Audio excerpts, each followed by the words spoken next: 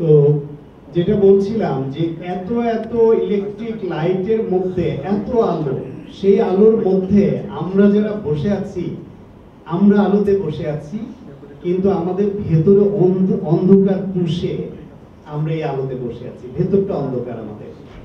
এই ভেতরটা যতদিন আলোকিত না হবে ততদিন সমাজ আলোকিত করা সম্ভব নয়, সমাজ আলোকিত হবে না। আমাদের ভেতরটা নানান ভাবে অন্ধকার ছেয়ে যাচ্ছে, এটা বিভিন্ন দিক থেকে স্পষ্ট হয়। আমরা আমাদের ছোটবেলায় দেখেছি এত সাহিত্য সাংস্কৃতিক সংগঠন এবং তার চর্চা, তার অনুষ্ঠান, সেটা ধীরে ধীরে কমে যাচ্ছে। আমরা সবাই ভার্চুয়াল মিডিয়া নির্ভর হয়ে পড়ছি। আমরা সবাই একটু আলো ঝলমল অনুষ্ঠান, আলো ঝলমল জিনিসের প্রতি ঝুঁকে যাচ্ছি।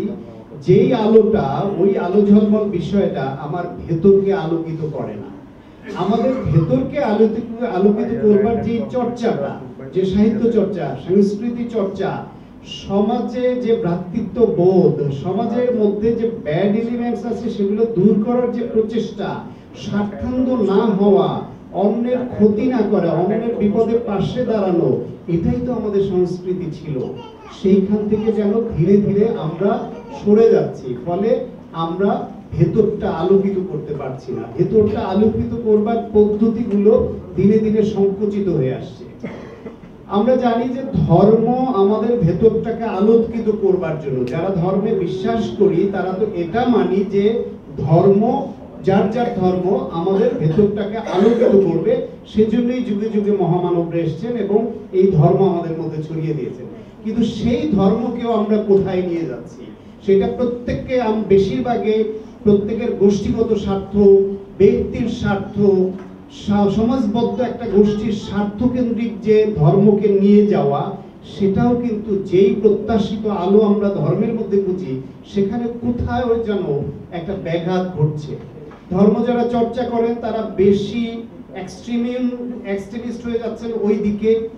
আগে ধর্ম চর্চাও এত ভিজিবল ছিল না, এত এক্সট্রিমিস্ট আলোচনা, কথা, এত হুমকি দামকি, এত ধর্মের অপব্যবহার ছিল না। এখন আমরা ধর্ম শিখছি বেশি, জানছি বেশি, চর্চা করছি বেশি, কিন্তু সেটার মধ্যে সে আলোর ভাবটা কোথায় যেন আমরা হারিয়ে ফেলছি। ধর্মের নামে অন্যকে আঘাত করছি, অন্যের মনে কষ্ট দিচ্ছি, নিজেদের মধ্যে বিভেদ সৃষ্টি করছি। তাহলে সেই ধর্ম কি করে আমাদের যে আলোর দিকে নিয়ে যাওয়ার চেষ্টা করা দরকার ছিল বা যে উদ্দেশ্য ছিল, সেখানে তো ব্যাহত হচ্ছে না। এটা যদি আমরা উপলব্ধি করি এবং যারা ধর্মচর্চা করি তারা যেন ওই ধর্মকেও পালন করলে আমরা যেন ওই নিজেকে এবং নিজের মাধ্যমে সমাজকে আলোকিত করবার জন্য করি। আমরা যখন সাহিত্য সংস্কৃতি চর্চা করি সেইখানে যেন কোনো উদ্দেশ্যমূলক সাহিত্য চর্চা না হয়, উদ্দেশ্যমূলক সংস্কৃতি চর্চা না হয় যে আমি বিশেষ গোষ্ঠীর হয়ে, বিশেষ গোষ্ঠীর স্বার্থ উদ্ধার করবার জন্য আমি তাদের শেখানো বুলি সংস্কৃতির মধ্যে ঢুকিয়ে দিব, তাদের শেখানো বুলি আমি আমার সাহিত্য চর্চার নামে চালিয়ে দিব, যেটা বাংলাদেশে বহুদিন হয়ে আসছে।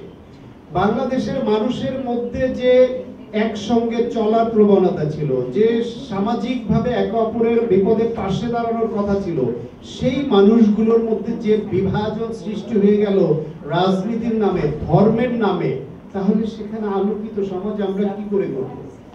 আলোকিত সমাজ গড়তে হলে নিজের ভেতরে যেমন আলো লাগবে, সমাজ থেকে এই বিভেদ দূর করতে হবে। আমরা আজকে প্রতিটা জায়গায় রন্ধ্রে রন্ধ্রে বিভাজিত হয়ে পড়ছি।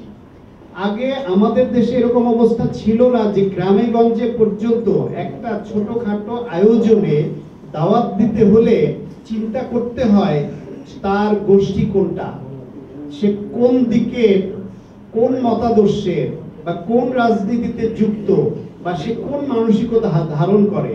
একটা মানুষ রাজনীতি করবে, এটা তার অধিকার, সেই অধিকার ভোগ করুক। একটা মানুষ ধর্মচর্চা করবে কি করবে না সেটাও তার অধিকার, সে করুক।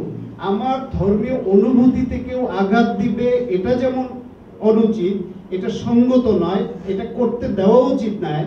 কিন্তু আরেকজন যদি তার মতো থাকে, তাকে বাধ্য করবার জন্য আবার সমাজে অস্থিরতা তৈরি, উশৃঙ্খলতা তৈরি, সেটাও তো উচিত নয়। কিন্তু আমরা সেটা কি পালন করছি? সমাজে ধর্মের নামে বিভাজন করছি, সমাজে রাজনীতির নামে বিভাজন করছি, সমাজে অর্থবিত্তের মাপকাঠিতে বিভাজন করছি। এই বিভাজন আমাদের যে সমন্বিত যে আলোকিত সমাজ করবার চেষ্টা সেটাকে ব্যাহত করছে।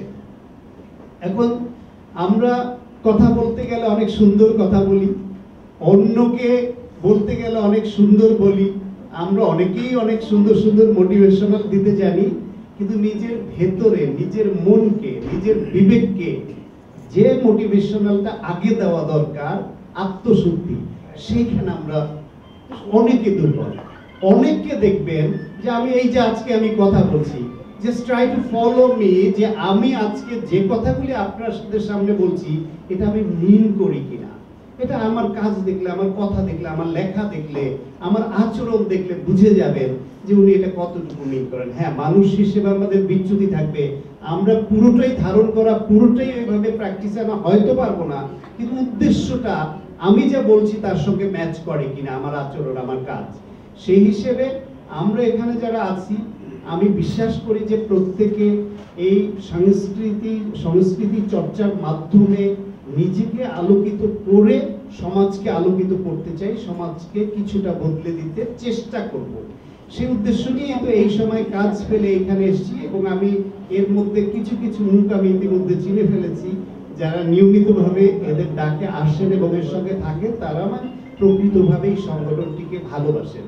আবার কেউ হয়তো এমনও হতে পারে যে ওই যে ছোট্ট একটা জিনিস উপরে চোখা ধরিয়ে দিচ্ছে, আমাদের একটা ছবি তুলছি, সেই জন্য কেউ কেউ আমরা আসবো, এটা যেবার পাবো সেবার আসবো, যেবার পাবো না সেবার হয়তো আসবো না, সেরকমও কেউ কেউ থাকা অস্বাভাবিক নয়, কিন্তু ওইটা কোনো বিষয় না। এই পুরস্কার এটা আজকে থাকবে সেলফে কয়েকদিন, কিছুদিন পর নষ্ট হয়ে যাবে, অথবা আপনি আরো বড় জায়গায় পুরস্কার পাওয়ার পরে এটার জায়গাই হবে না হয়তো ওই সেলফে। আসলে এইগুলো বড় বিষয় না, বড় বিষয়টা হচ্ছে ভালো একটা উদ্যোগের সঙ্গে একসঙ্গে থাকতে পারা। আমি ওই টানেই আসি, ভবিষ্যতে আসবো, আপনাদের সঙ্গে থাকবো ইনশাল্লাহ, এবং আমরা সবাই সমাজ বদলে দেওয়ার জন্য চেষ্টাটা চালিয়ে যাব।